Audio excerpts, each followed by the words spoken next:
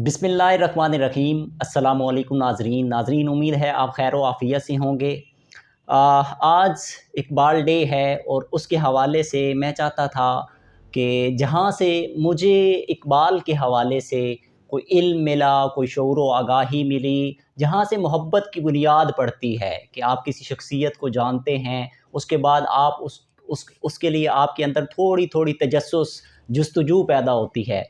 तो बचपन में हम मुख्तलिफ़ सेशंस अटेंड करते थे, मुख्तलिफ़ ऑर्गनाइज़ेशंस के साथ अटैच थे, तो हमें सेशंस ऑनलाइन जो है वो सुनने का मौका मिलता था। आज मैं उस शख्सियत के साथ मौजूद हूँ जो उन चंद शख्सियात में से शामिल है जिन्होंने हमारी फ़िक्री और नज़रियाती आबियारी की। यानी कि आप कह सकते हैं कि उन चंद शख्सियात में शामिल हैं, जब हम छोटे पौधे थे तो जिस ज़मीन पे उनको बोया गया उसको पानी देने की सूरत में, खादें देने की सूरत में जो हमारी आबियारी होती है, वो फ़िक्री हो सकती है, नज़रियाती हो सकती है, एहसासी हो सकती है, माशरती, सियासी, हर हवाले से।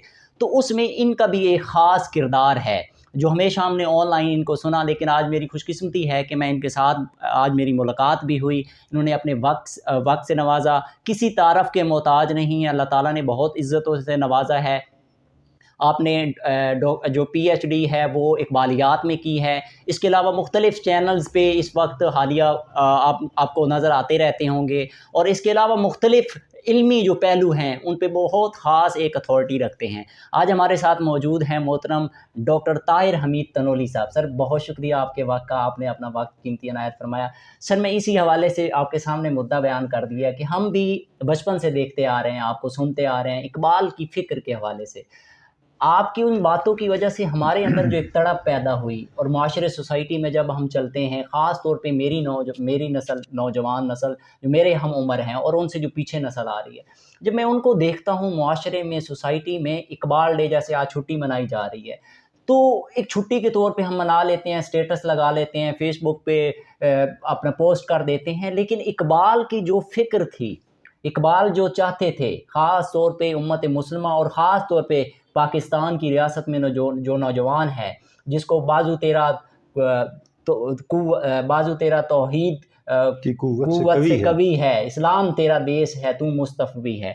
इकबाल तो ऐसा हमें देखना चाहते थे, लेकिन हम किस तरफ जा रहे हैं, और इसमें ख़ास तौर पे आप जैसी शख्सियात जिनकी वजह से हम जैसे पौधे आज दरख्त बन रहे हैं, तो आगे मैसेज पहुंचा रहे हैं, कैसे हम जनरेशन तक इकबाल की असल फ़िक्र को पहुंचा सकते हैं, और इकबाल के आज का दिन जो उनके डे है उसके हवाले से उनके साथ अहद वफ़ा कैसे कर सकते हैं?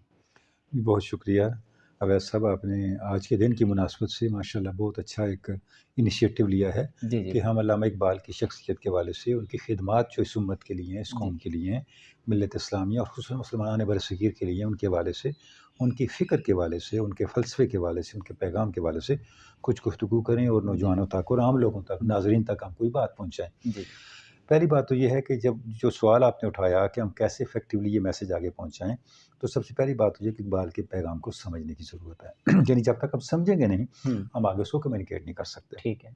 अल्लामा इकबाल का सारा पैगाम बुनियादी तौर पे किरदार को तश्कील देने का पैगाम है। यानी आपने कैरेक्टर बिल्डिंग करनी है नस्ल नौ की। अच्छा, कैरेक्टर बिल्डिंग होगी कहाँ से? उसका इनिशिएटिव कहाँ से होगा?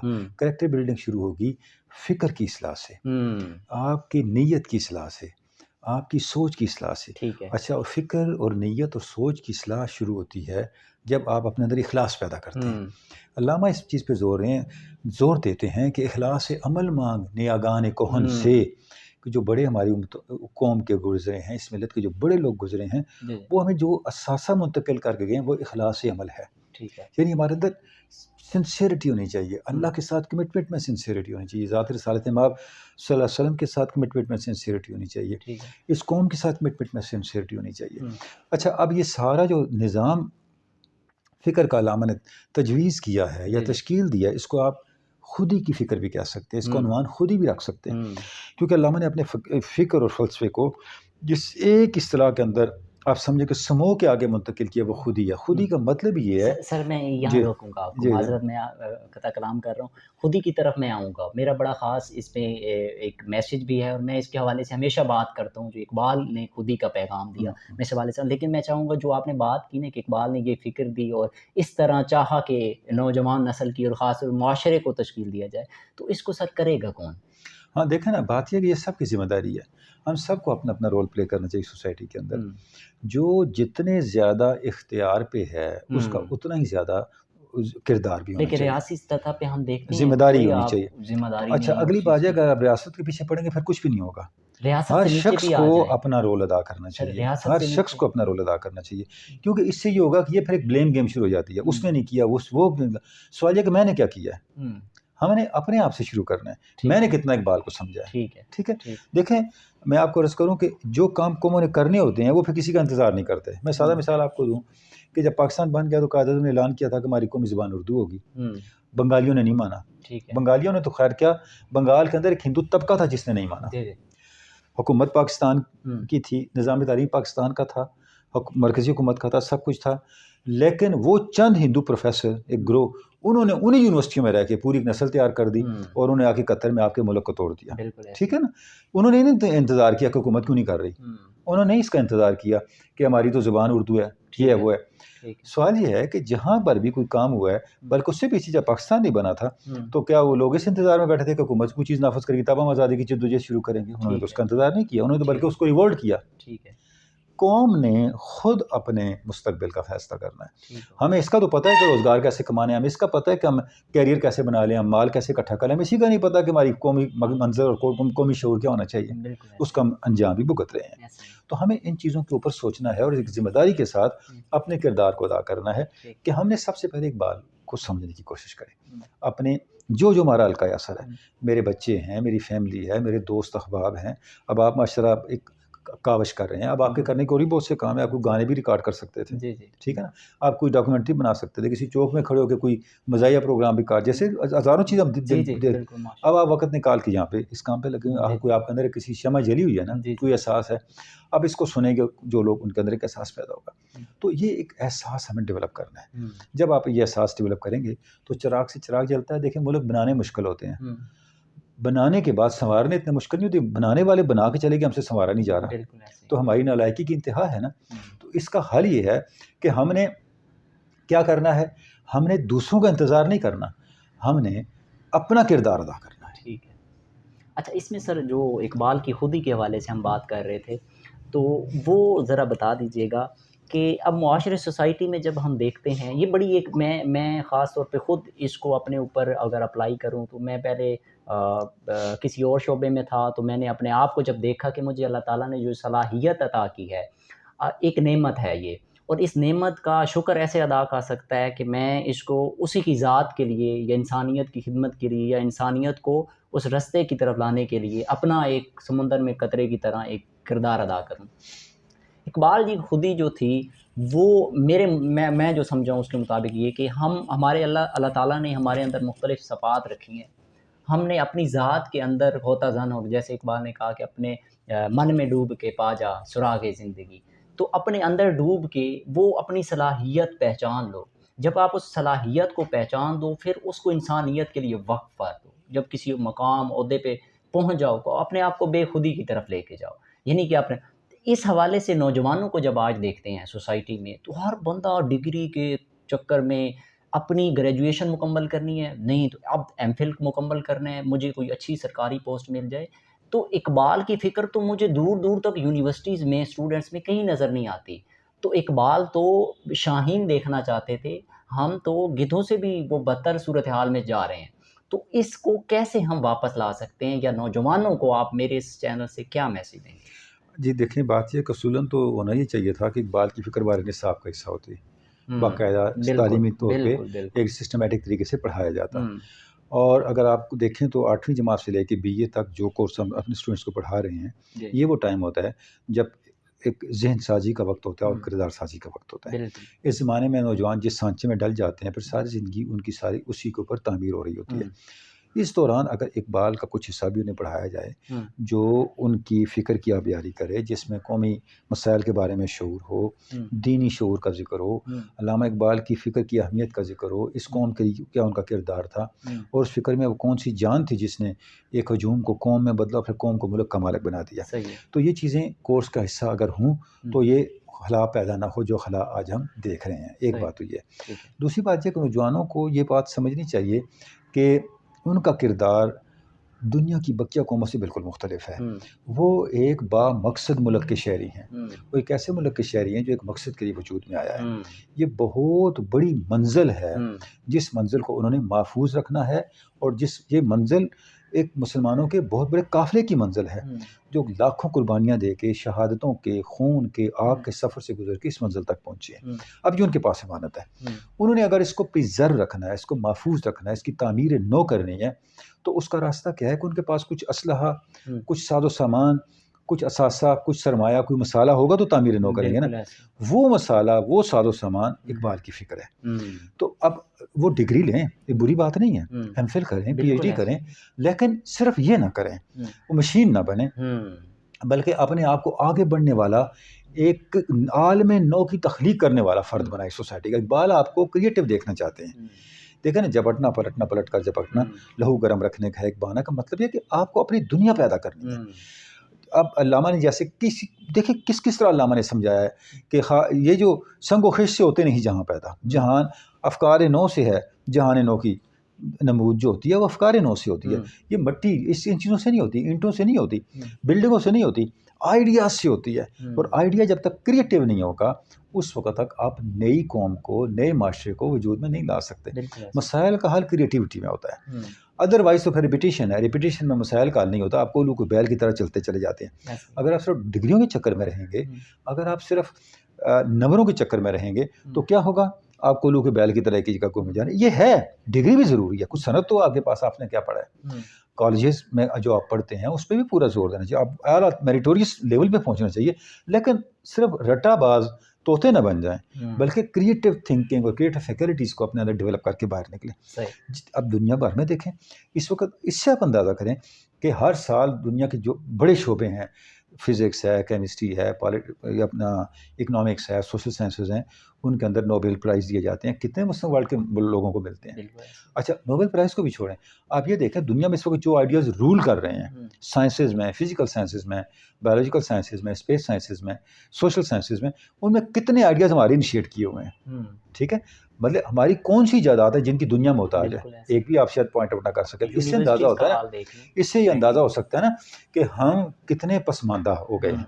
अब इस पसमानदगी का इलाज क्रिएटिविटी में है। इकबाल आपको क्रिएटिव नॉलेज की तरफ लेके आना चाहते हैं। सॉरी, मैं आप यहाँ बात ऐड करूँगा, ये सारी जो सिचुएशन है इसमें जो फ़िक्री तौर पे खला आता है ना, ये बहुत बड़ा मुआशरे के लिए मैं जो देखता हूँ कि नौजवान नस्ल, जो हम थे, टीचर होते थे तो हम रिस्पेक्ट करते थे, खड़े हो जाते थे, टीचर को सलाम करते थे, मतलब इखलाकियात, अदब, लिहाज, वो सारी चीज़ें मुआशरे सोसाइटी से रुखसत होती जा रही हैं। मैं नौजवानों में उठता हूँ, देखता हूँ, मतलब एक ज़बान का एक लेवल, म्यार वो देखता हूँ तो मैं हैरान हो जाता हूँ, ये पढ़े लिखे नौजवान हैं। गाड़ियों में सफ़र करता हूँ, बुज़ुर्ग नीचे बैठे होते हैं, बड़े छोटे जो लोग हैं स्टूडेंट्स वो ऊपर बैठे होते हैं। मतलब उनको उनके अंदर सवाल भी नहीं उठता कि ये बुज़ुर्ग हैं। तो ये तो बुनियाद थी, जब ये खत्म हो जाए। जो एथिक्स है ना जी, एथिक्स जो है वो तो बुज़ुर्गों ने सिखानी है ना। तो वो बुज़ुर्ग नहीं सिखा रहे। ठीक है ना, अब हमने एथिक्स को लर्न करना है, एथिक्स को कम्युनिकेट करना है आगे।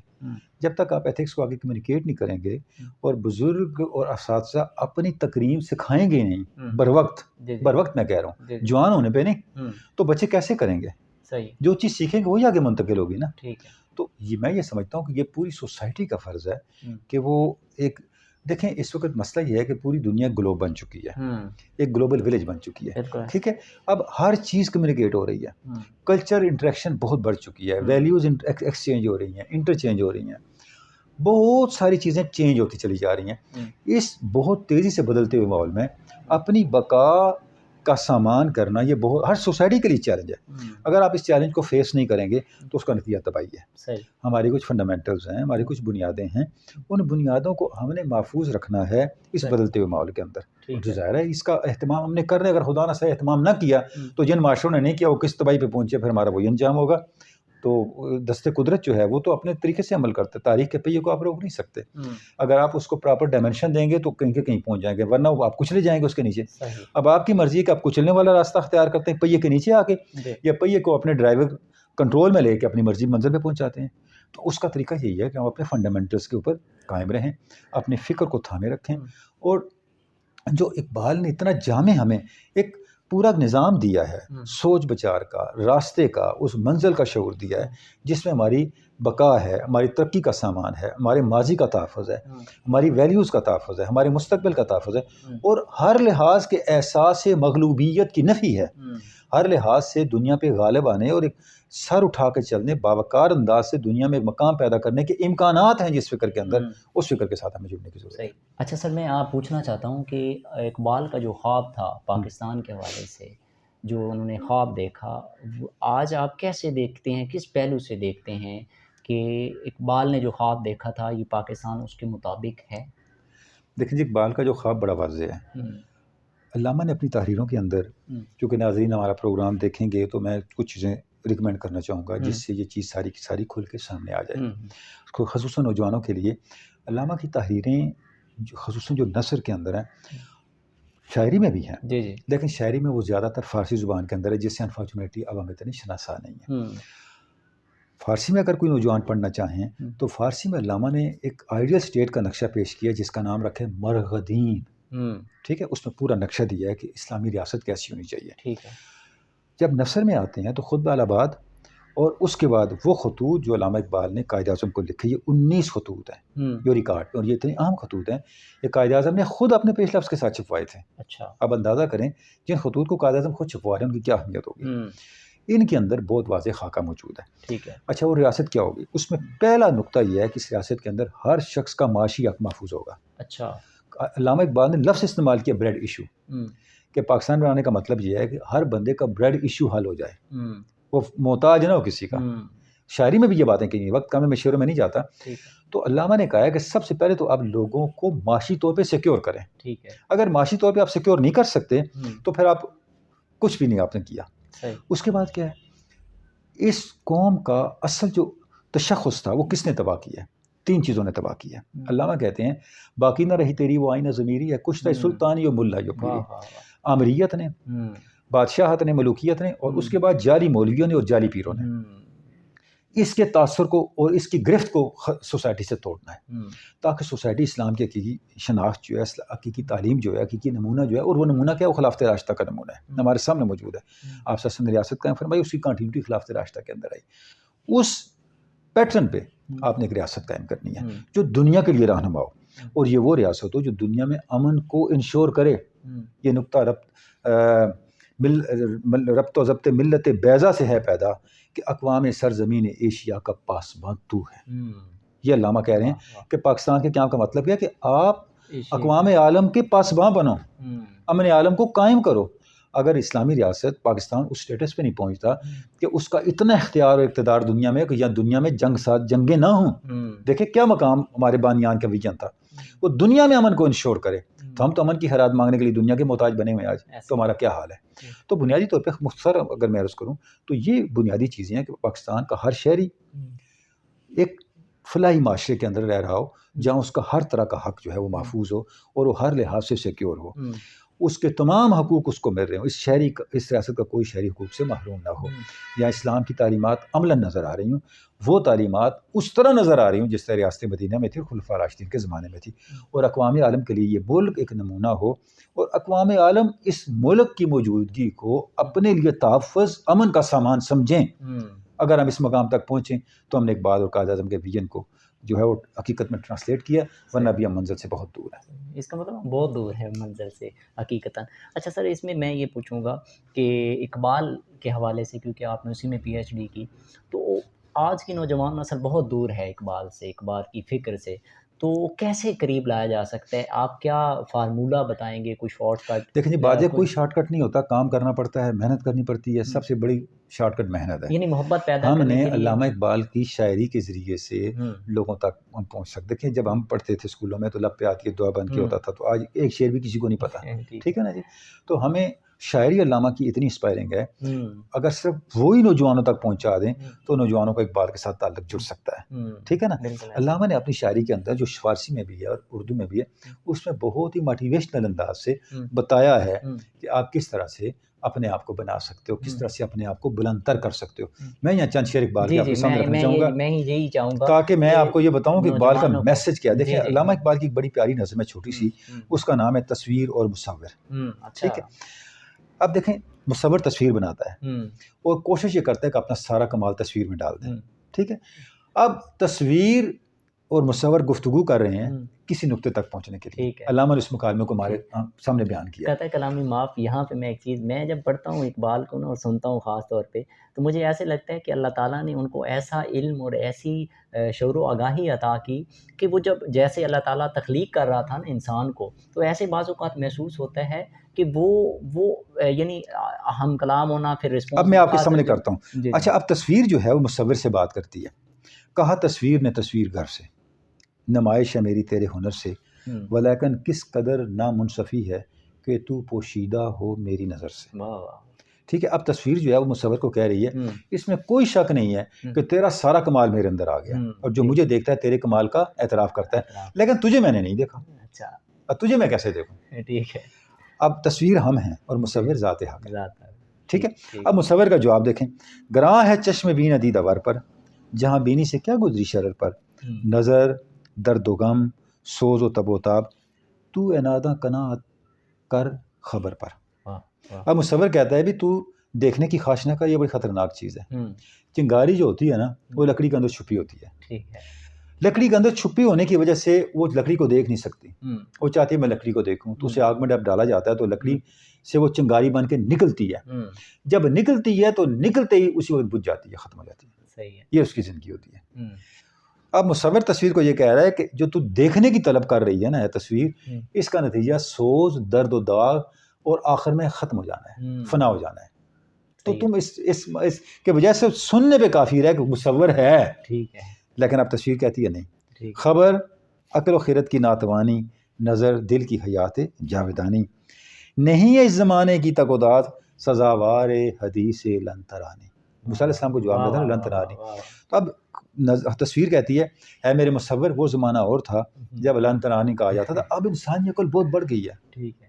अब खबर से काम नहीं चलता, अब लोग खबर से नहीं मानते। हुँ, अब इसके पीछे बहुत बड़ी फ़िलॉसफ़ी है अल्लामा हुँ, की, हुँ, यानी जब से साइंस आई है, साइंस उस चीज़ को मानती है जो देखे, बिल्कुल वरना ऐसे नहीं ही, मानती। ऐसे ही। मतलब अब इंसानी अकल के तकाज़े बदल गए हैं। हुँ, अल्लामा कह रहे हैं, अब तस्वीर मुसव्विर को कहती है अब इस दौर के तकाज़े बदल गए, हुँ, अब खबर से गुज़ारा नहीं होता, अब नज़र चाहिए। ठीक है। अब मैंने तुम्हें देखना है। मुसव्विर फिर कह रहा है, तू है मेरे कमालात हुनर से, ना हो नोमेद अपने नक्शगर से। हुँ, कह रहा है कि तू कमाल तक पहुँची है मेरी वजह से। हुँ, अगर मैं तुझे कमाल तक पहुँचा सकता हूँ, तो तुम्हें दीद भी दे सकता हूँ। वाह, वाह, वाह! मुझसे मायूस ना हो। वाह, वाह, वाह! उसका भी नुस्खा मेरे पास है, अगर वाह, वाह! तुझे ज़िद है तो नुस्खा मैं दे देता हूँ। नुस्खा क्या है? मेरे दीदार की है एक यही शर्त, तू पोशीदा ना हो अपनी नज़र से। वाह, वाह! तू मुझ तक अगर पहुँचना चाहती है तो अपने आप को देख। हुँ, first person is the first person. हुँ, जब तू अपने आप को देखेगी, अपने आप को बनाएगी, अपने आप को समझ लेगी, ये फ़लसफ़ा खुद ही है। हुँ, जिस इंसान ने अपने आप को समझ लिया, हुँ, उसने अपने खालिक को समझ लिया। अब देखें खुतबा अल-आबाद अल्लामा इकबाल ने दिया, तो उसके एंड पे अल्लामा ने कुरान सूरह माइदा की आयत मुबारका पढ़ी, अलैकुम अनफुसकुम ला यदुर्रुकुम मन दल्ला इज़ा इह्तदैतुम, तुम अपनी हिफाजत करो।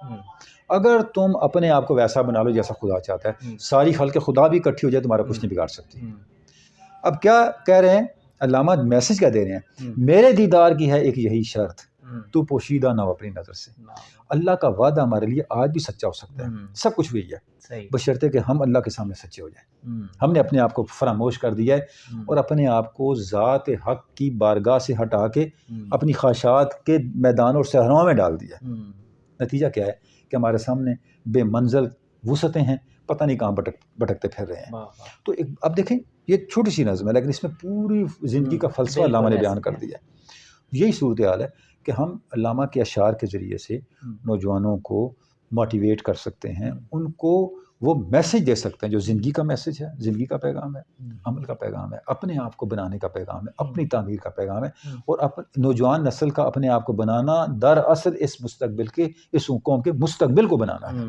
इस कौम के हाल को बनाना है, इस कौम के अहवाल को, इस कौम के मामलात को सुधारना है। तो अगर ये कौम और इस कौम के नौजवान इकबाल की फ़िक्र को समझ के चल पड़ें, मैं आपकी खिदमत में इसको ना कोई जाली सियासतदान, न जाली मुल्ला, न जाली पीर इस कौम को गुमराह कर सकता है। बिल्कुल ऐसे ही। बहुत शुक्रिया सर आपके वक्त का, आपने अपना कीमती वक्त इनायत करवाया, और मैं चाहूँगा कि वक्तन फ़वक्तन आपसे इकबाल की फ़िक्र के हवाले से मुख्तलिफ़ मौज़ूआत पे जो है गुफ्तगू आपसे वक्त इंशाअल्लाह मिलता ज़रूर। रहे। आपका भी बहुत और शुक्रिया, आपने माशाअल्लाह इतने जज्बे के साथ भी काविशें कर रहे हैं। अल्लाह रब्बुल इज़्ज़त आपको इसमें बहुत बरकतें दे। बहुत और ये शुक्रिया। मैं आपकी खिदमत में अर्ज़ करूँ, ये काविशें बेसमर नहीं रहती। बिल्कुल ऐसे। जब आप इखलास के साथ कर रहे होते हैं, खुद जी। इसका सबूत खुद अल्लामा की ज़िंदगी है। हुँ, देखिए उनका पास कोई लश्कर नहीं है, कोई उनका लंबा चौड़ा सिलसिला माली दुनियावी वसाइल नहीं थे। बिल्कुल ऐसे ही है। अल्लाह और रसूल के साथ ताल्लुक़ और इखलास की ताकत थी बिल्कुल कि ऐसे। आज हर तरफ इकबाल इकबाल है। बिल्कुल ऐसे। तो मैं आपको अर्ज़ करूँ, जो इकबाल का नाम लेता है वो भी ज़िंदा जावेद हो जाता है। वाह, वाह, यानी वाह! इकबाल की ये शान है। वाह, वाह! इकबाल वो अदद है, हुँ, सिफ़र इसके साथ लग के बामान अदद बन जाता है। हुँ। ठीक है ना? वाह! तो आप माशाअल्लाह उस रास्ते पे गामज़ान हैं। अल्लाह रब्बुल इज़्ज़त आपको बहुत ये कामयाबियों सर से आप नवाज़े। लोगों की बदौलत है, अल्लाह ताला ने आप लोगों को हमारे लिए वसीला बनाया, और आप लोगों के ज़रिए जो इल्म की चिंगारी हम तक पहुँची, आज हम उनकी उसकी खैरात जो है आगे कोशिश कर रहे हैं अल्हम्दुलिल्लाह, कि माशरे में जो अपना एक कंट्रीब्यूशन अदा कर सकते हैं वो इसके अल्हम्दुलिल्लाह। ज़रिए अल्लाह करें। रब्बुल इज़्ज़त बहुत इसमें बहुत शुक्रिया। बरकत। Thank you so much.